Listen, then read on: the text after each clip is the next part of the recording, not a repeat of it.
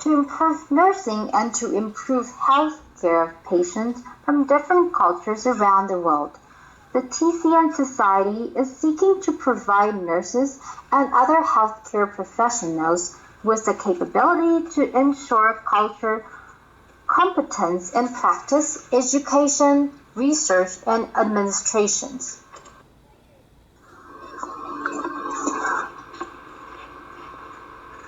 Here are some recommendations of reference that we could use to understand transcultural nursing better.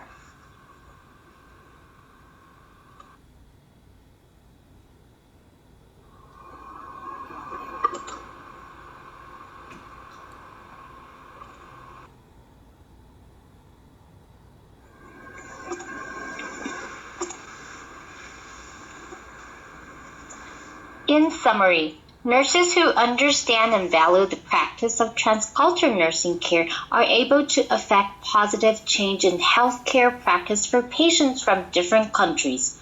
Culturally congruent nursing care can only occur when clients' beliefs and values are incorporated into nursing care plans.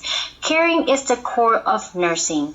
As the world becomes more culturally diverse, nurses need to be prepared to provide culturally congruent care.